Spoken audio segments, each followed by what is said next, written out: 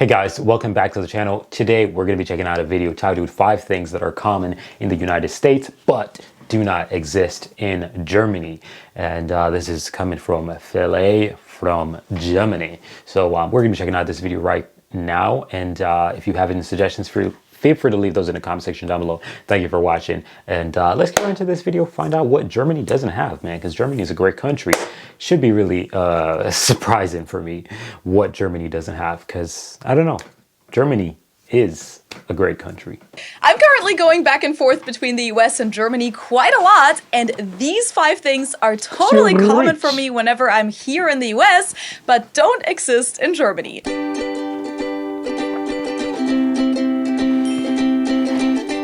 Hello, servus, and welcome back to my YouTube channel. My name is Feli. I'm originally from Munich, Germany, but I've been living here in Cincinnati, Ohio, on and off since 2016. Now, I just came back from Germany in October, and while I was there, I made this video where I talked about 5 essential everyday things at my parents' house in Munich that are totally common in Germany, but that I never see in the US. So today, I want to talk about 5 things that are common here in the US that aren't really a thing in Germany. Number 1 is air conditioning. Now, of course, the technology of air conditioning does exist in Germany, and you can buy air conditioning units in Germany, but having AC in your home is very uncommon. Whereas here in the US, I'd say it's pretty standard. Most houses will have what's... Yeah, it's a basics, boy. You ain't got no AC! Yeah, Europe, how y'all do this, man? Like, no AC? Like, it's kind of crazy, right? But this is, it's a huge shock, man. Called a central HVAC system. HVAC stands for heating, ventilation, and air conditioning. So you'll have air ducts going through the entire house, Luftschächte in German, with an opening vent in every room usually. Sometimes they're at the floor, like right here. Right. Sometimes they're in the wall, or even in the ceiling in some cases. Yes, and this system is used for both heating and cooling. That's in the winter, right. The air will typically get heated up with a furnace in the basement before it gets blown into the air ducts. In the summer, the air will get cooled by an AC unit that usually sits outside like ours. Ours also comes with a free outdoor cat. Her name's Bella. Houses from the 1960s, 70s, and later were usually built with these systems, but in many older homes like ours, the HVAC system had to be added later, like it happened in our case. Or instead, many people use portable AC units like this one or these window units. You'll actually see these in a lot of... The window units are... Yeah, the window units, you'll see them like that, and you'll see them in hotels. But the window units are not normal in the United States for a home. A home. That's not normal. And I've never seen a portable AC in the United States before. Never. Windows in the US, especially in areas with lots of old buildings or low-income areas. Those houses then often have radiators for heating, which is also how we heat our homes in Germany. In total, over 90% of American households have some type of air conditioning, and it's also standard in commercial buildings and businesses, including grocery stores and even schools. In Germany, on the other hand, only 30% have any type of AC at home, and even in commercial buildings, it's not something you can really expect. Newer buildings often do have AC, older buildings not so much. Grocery stores in Germany usually only cool the fridges and not the entire stores. And when it comes to AC in schools, knowing Germany, those will be the very last places to ever get AC. I mean, they also still use overhead projectors. I think the only place where AC is truly common in Germany is in cars. Reasons for this difference are, of course, the different climates. Large parts of the US get extremely hot temperatures, while summers in Germany are a lot milder. But I also think that construction styles and insulation play a role here. To break it down, this is what it looks like when a house is being built in the US typically. What does it look like in this Germany? Is what you'll see in Germany. Lots of brick and concrete, which on hot days usually keeps the heat out a little bit better than American homes do. And those window units don't even really work with German windows, unfortunately, even though more and more Germans are getting a portable AC unit like this one.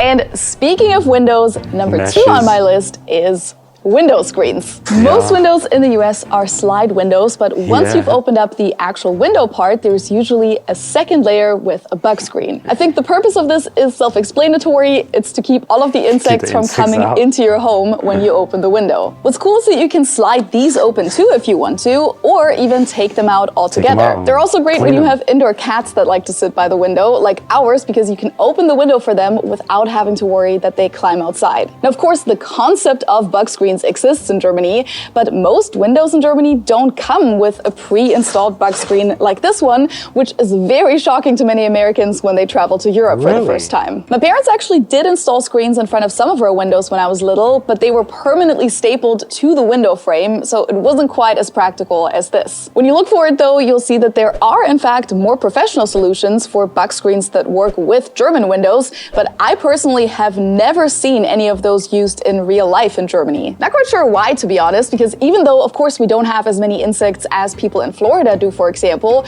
we still have enough for this to be worth a shot.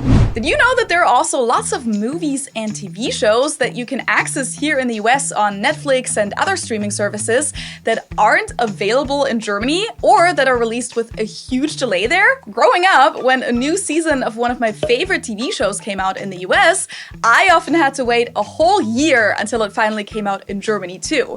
And even once streaming services came around, having access to the American Netflix rather than just Netflix Germany was like the holy grail. Next up, we have something that many American households have in their kitchens, in their sink to be more exact. Now, we don't actually have one, but I figured I'll just stand next to the sink anyway for effect, because number 3 is, drumroll, a garbage disposal. I had never seen those before I moved to the US, and I thought they were absolutely genius when I first saw them, even though I've since heard that there are also many reasons that kind of speak against them. But first, what even is a garbage disposal? It's basically a shredder that's built into the sink drain to shred things like food leftovers so that they don't clog the drain and can be conveniently flushed down with the water. There's usually a switch next to the sink, like a light switch, that turns the garbage disposal on and off. That's what I wanted her to do, show y'all, because this is actually crazy.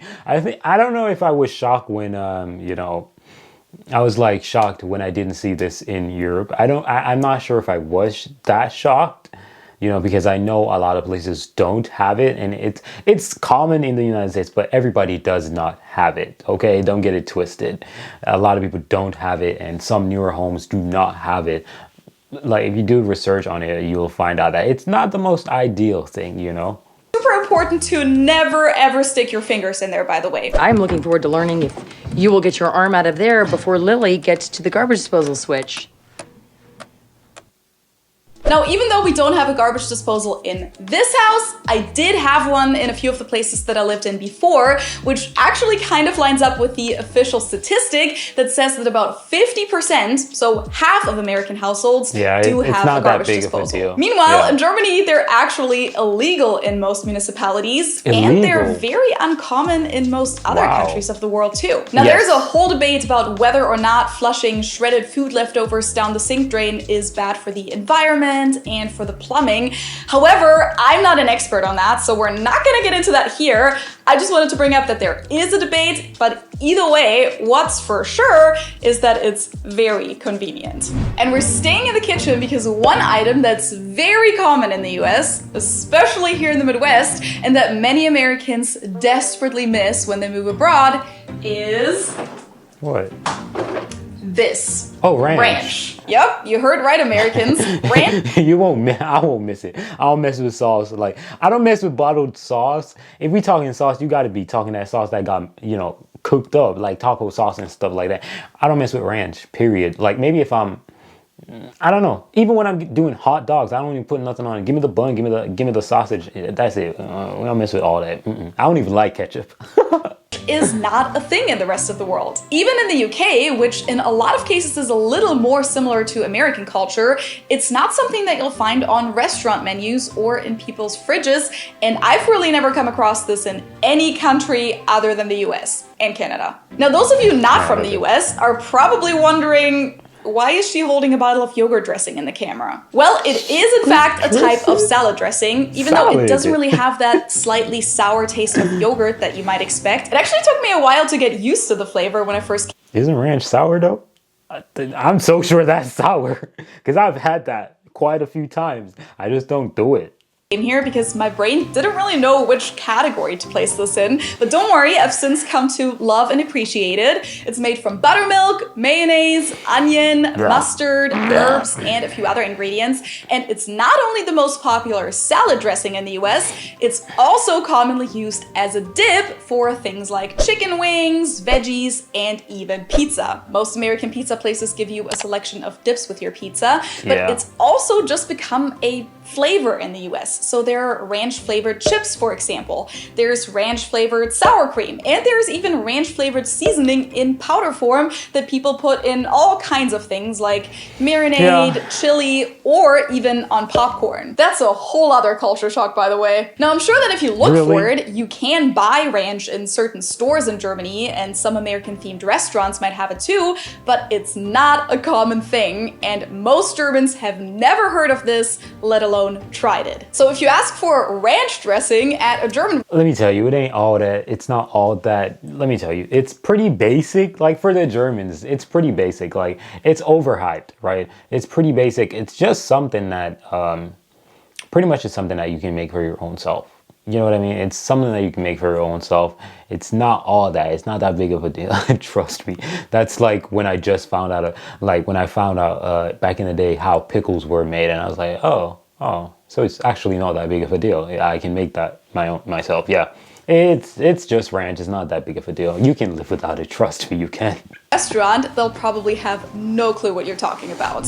Okay, we moved into the car because the last point on my list has to do with driving, particularly driving too fast, which you should not do. In the US, it's very common to see cop cars sitting on the side of the road, even on interstates, watching the traffic. They'll be on the shoulder, in the median, and often even hidden behind a curve or a bridge. And if they see someone who's speeding or driving suspiciously or committing some other type of traffic violation, they'll go after them and pull them over for a traffic stop. And if you actually did something wrong, they might give you a ticket right then and there, which can actually get pretty expensive. Speeding tickets, for example, are usually over $100 in the US and can go as high as several $100s. And I think most people, even outside of the US, have probably heard of cases where a traffic stop escalated and ended in a tragedy. That's not the norm. Yeah, whatever. But that's typical in the US, but no, but for real though, traffic stops sometimes turn out to be drug bust, if you know what I mean, where they find drug dealers and stuff like that. A lot of the times these things pay off. I don't like the fact that some cops just, plant themselves in the bushes with speed guns and stuff like that. But it is definitely sometimes a good thing for them to be posted, because a lot of the times, intel and such and such and such, and they find a suspect. Of course, but it does happen. Now, I've never actually been pulled over myself in the US, but I have been a passenger when other people were pulled over before, and I will say it's definitely intimidating. So I honestly really, really hope that I will never get pulled over and never have that experience, because I think especially as a foreigner who's not a citizen, I'd get really, really nervous and probably forget all about the smart tips about how you're supposed to act during a traffic stop. But I genuinely don't know why people lose their minds over a traffic stop. That's literally what's going to make it even 10 times worse, I don't know, maybe I really don't know, but it's not that hard to deal with a cop. All you got to do is answer questions and don't be a smarty pants. Like, if you're not guilty of anything, well, you shouldn't be guilty of anything. But if you're not guilty of anything, why are you just let them do whatever they want? But watch what they're doing. Some cops will try to plant stuff in your vehicle, try to, frame you and stuff like that. Just have your proof, have all what you need, and just stay on your tiptoes, man, and just get up out of there, But making the situation escalate by being a smarty pants, it's just not it. And I think a lot of Americans do that. And then you see them laid out on the floor, and don't think this is just a racial thing. It's not, because I've witnessed, this happening to various types of people. And I'm telling you, man, I'm like, bro, just relax and let the cop do what they doing. They have the authority and a gun. They can shoot your ass and you die. And, what's the point of that? Just don't retaliate. Take your time. You can sue them if anything goes, the way you don't want it to go. But if you're dead, come on, man. Just freeze. Now, traffic stops do exist in Germany, but it's not the main way of how speeding violations are tracked.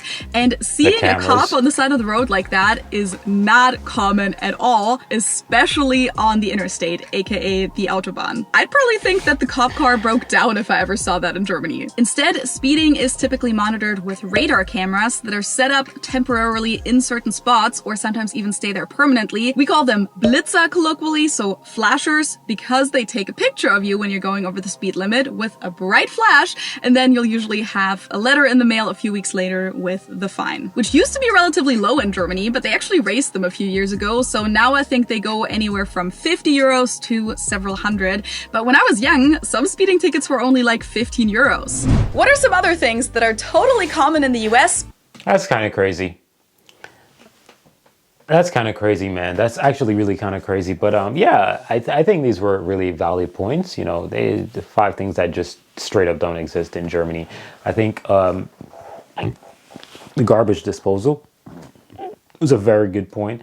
But at the end of the day, I think a lot of people in the US don't even have it. I don't know. I think it's probably dying out. I think it's dying out, but it's a good thing to have. Like, I've used it quite a few times, right, in my lifetime, and I'm telling you, it's quite convenient, but I don't think it's something that you cannot live without. Just like the ranch, I don't think it's something that you can't live without. You can easily live without it. It's like so easily. But yeah, that's it, guys. Thank you for watching. I'm out of here. Peace.